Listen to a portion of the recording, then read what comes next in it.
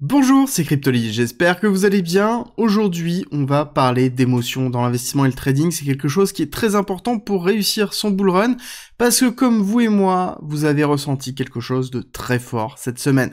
C'est un sentiment qu'il va falloir s'habituer durant ce bull run, parce que ça va continuer, et je vais vous expliquer comment gérer ce sentiment-là, comment vous allez en profiter, et surtout quels sont les autres sentiments que vous allez ressentir, et comment il va falloir réagir pour pouvoir vraiment profiter sur ce bull run. C'est vraiment très important. Et avant de commencer, si mon contenu vous plaît, n'oubliez pas de me laisser un petit like et de vous abonner et de partager la vidéo, ça soutient la chaîne, et on entame tout de suite la réflexion, et on va commencer par parler du FOMO, parce que c'est quelque chose dont on parle très souvent, mais surtout de façon très négative, et je vais vous expliquer exactement d'où ça vient, comment vous pouvez en profiter, parce que oui, on peut profiter du FOMO, et ensuite, on ira un petit peu plus loin que ça, vous allez voir qu'il y a d'autres sentiments que vous allez ressentir, et par rapport à ce graphique que vous avez sous les yeux, ça va se voir et ça va se ressentir, je vais vous expliquer tout. Alors, on va commencer donc par le FOMO, comme je l'ai dit. Alors, il faut juste comprendre que le FOMO, c'est quelque chose que vous allez ressentir très régulièrement. C'est quelque chose qui est classique, c'est un sentiment qui est bien humain, et c'est un sentiment qui provient vraiment de l'exclusion et du sentiment de non-appartenance à un groupe. Alors, c'est quelque chose que vous avez souvent vu sous forme de mème de Bob l'éponge, où on voit quelqu'un qui est derrière une grille, on voit les autres qui s'amusent derrière et nous on attend. C'est exactement ça. En fait, ce sentiment de FOMO, on est dans la représentation que les autres réussissent et nous on n'y arrive pas.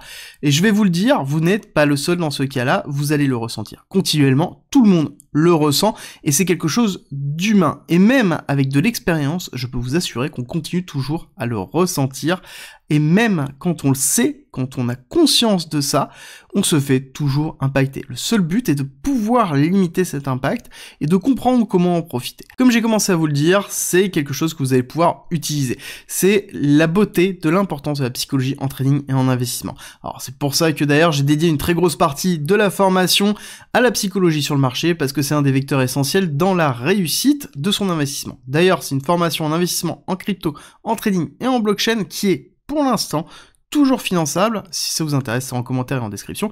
Il y a plus de 60 heures de contenu, quelque chose vraiment de très complet pour réussir ce bull run. Mais du coup, comment profiter du FOMO? Et c'est là où c'est très intéressant. Parce que le FOMO, il faut comprendre que c'est quelque chose qui est souvent utilisé par des projets pour pouvoir créer ce sentiment très fort qui vous pousse à passer à l'action. Parce que comprenez bien que quand on voit une accélération haussière comme on a pu le vivre dans cette partie-là, beaucoup de personnes ont FOMO, beaucoup de personnes ont acheté, beaucoup de personnes attendaient un retracement, et n'ont pas prévu le fait qu'on ne retrace pas, ou on ne latéralise pas plus que ça, et donc forcément, on surréagit et on acheté. Et donc il y a un passage à l'action dans ce FOMO. Et c'est quelque chose qui est très souvent utilisé dans le monde de la crypto, et surtout par des petits projets, ou en tout cas des projets qui sont sous une forme d'émergence, dans lequel on va vous pousser à FOMO, à sentir ce sentiment de ne pas avoir cette opportunité, de ne pas saisir cette opportunité, et donc de devoir agir pour être avec ceux qui réussissent, et donc devoir réagir. Et c'est quelque chose que vous voyez beaucoup sur Twitter, dans lequel vous allez avoir des experts qui réussissent à chaque fois, qui réussissent systématiquement à rentrer dans des cryptos qui font x100 et qui vous disent comment réussir par la suite. Voilà, faites toujours très attention. Là-dessus, le FOMO, c'est quelque chose qui est vraiment la base de la manipulation des marchés dans ces périodes-là. Et c'est quelque chose que l'on va voir très régulièrement. Alors, comment vraiment en profiter? Déjà, il faut comprendre que le FOMO n'est pas une mauvaise chose. Parce que le FOMO, c'est aussi créé par une accélération haussière. Donc ça veut dire qu'on a un cours qui accélère. On a la mise en place d'un bull run. Dans un bull run, c'est rempli entièrement de FOMO. Comprenez bien que toute cette accélération haussière, c'était full FOMO. D'accord? C'était quelque chose qui était continuellement ressenti. On n'avait pas autre chose que ce sentiment-là. Ça pétait dans tous les sens, et c'est le cas, en fait, des bull runs. Quand vous êtes en bull run, c'est un sentiment qui va être avec vous pendant 3, 4, 5, 6 mois. Donc c'est quelque chose qui est en même temps très positif. La seule chose, c'est de savoir que vous êtes sous une forme de FOMO, savoir que vous êtes dans un bull run, savoir si oui ou non le projet vaut quelque chose avant de FOMO, d'où l'intérêt d'avoir la mise en place d'une stratégie pour pouvoir être préparé, atténuer ce sentiment et cette émotion. Vous le savez comme moi que les marchés financiers sont à 90% liés aux émotions, c'est-à-dire que lorsque l'on n'a pas l'habitude, on va surréagir, et même quand on a l'habitude, je vois souvent sur Twitter des personnes que je connais qui sont sont quand même des personnes qui ont l'habitude de faire du trading, qui sur cette accélération haussière étaient pas bien, se mettaient à hurler, trembler, tellement l'émotion était forte, tellement l'appât du gain était fort, tellement la surprise était forte. Et même si on a une stratégie, c'est très compliqué de se contrôler. Ne pensez pas que vous êtes le seul, c'est quelque chose qui est classique et qui est en même temps normal. Alors, le fait de FOMO ne veut pas dire que ça va aller toujours en haut. Et ça, c'est toujours très important de le retenir.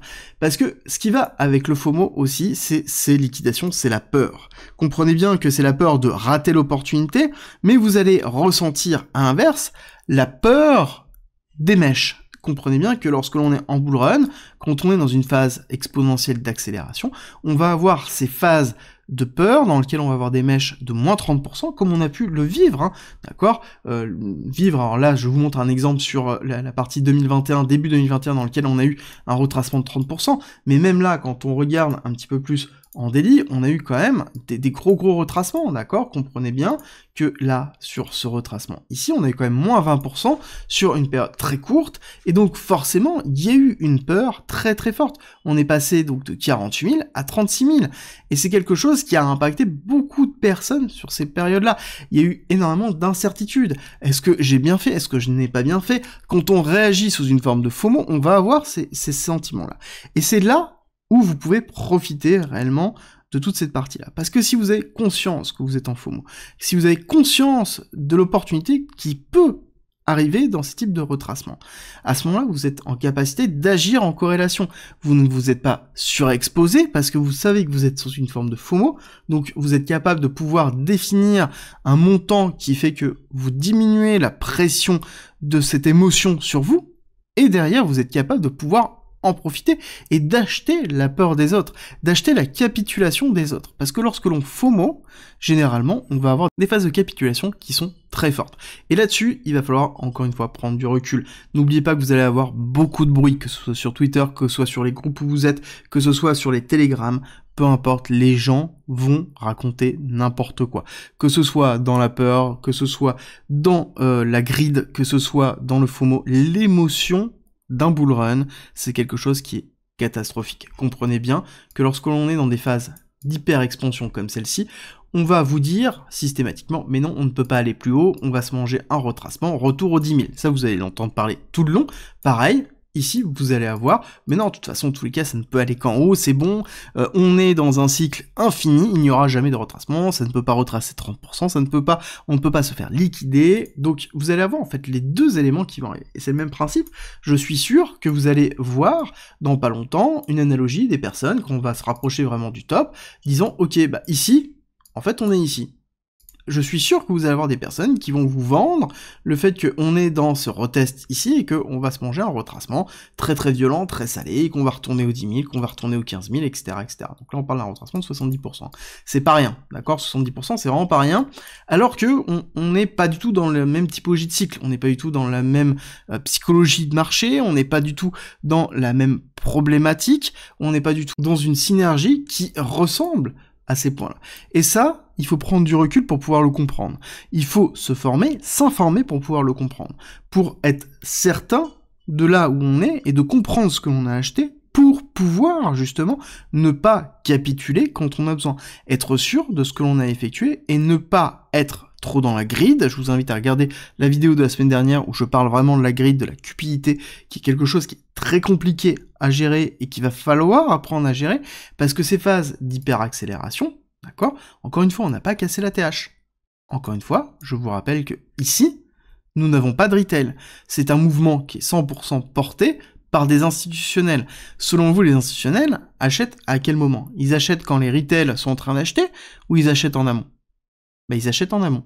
Donc ça veut dire que, en effet, on va avoir une phase d'accélération hyperbolique qui va être beaucoup plus importante que ce que l'on a connu, que ce que vous avez vécu cette semaine. Donc l'émotion que vous allez vivre, c'est quelque chose qui va être très compliqué, c'est quelque chose qui va vous fatiguer, c'est quelque chose qui va vous épuiser même, j'ai envie de vous dire, dans lequel vous allez avoir du mal à dormir, dans lequel vous allez devoir vous posez plein de questions. Et c'est pour ça qu'il est très important d'avoir votre stratégie, d'avoir des points d'entrée, d'être préparé, d'avoir conscience de ce qui se passe, d'être, pourquoi pas, dans un groupe de soutien, d'avoir des personnes avec qui discuter. Et c'est pour ça qu'on a créé notamment le Discord, pour avoir ces éléments-là, de pouvoir discuter, de pouvoir se calmer, et d'avoir des personnes qui ont aussi ce vécu-là et qui ont la capacité de prendre du recul pour pouvoir évoluer, et c'est pour ça que le groupe privé aussi existe, parce que moi et les coachs, on a la capacité de pouvoir prendre du recul sur ce qui est en train de se passer, et de pouvoir, justement, tempérer les émotions. Et c'est quelque chose qui va être vraiment essentiel, parce que n'oubliez pas, toute action qui est effectuée dans l'émotion, en investissement et en trading, est généralement la mauvaise chose à faire, et c'est là où on fait des erreurs, et c'est là où on cumule les erreurs, parce qu'à partir du moment où on a FOMO au mauvais moment, dans lequel on n'a pas compris dans quelle période on était, dans quel cycle on était, si oui ou non la liquidité était intéressante, si oui ou non la crypto était fondamentalement intéressante, c'est là où on va avoir des doutes, et quand on va avoir des doutes, c'est là où on va capituler, c'est là où on ne saisira pas des opportunités, c'est là même où on peut se manger des portes de saloon. Les portes de saloon, c'est très classique, c'est dans une bougie dans laquelle on va pousser à la hausse, on va liquider une partie en haut, on va liquider une partie en bas, on va liquider une partie en haut, on va liquider une partie en bas, d'accord? Ça c'est une porte de saloon, c'est une bougie dans laquelle en fait on fait tout simplement ça avant de clôturer potentiellement à la hausse.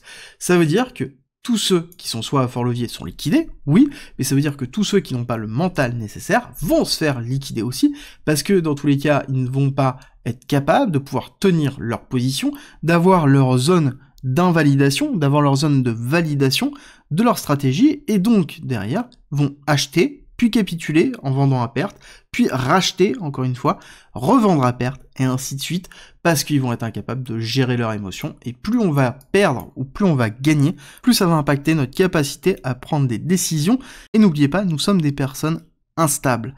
Et cette instabilité, c'est quelque chose que l'on doit travailler, et que l'on doit avoir conscience. Chaque chose qui nous arrive, nous touche, nous impacte, et va déterminer l'action que l'on va effectuer par la suite. Prenez les bons réflexes, ayez conscience de ça, et travaillez énormément sur ça. Si cette vidéo vous plaît et vous a aidé, partagez-la, likez, abonnez-vous, et nous on se retrouve très vite pour une nouvelle vidéo.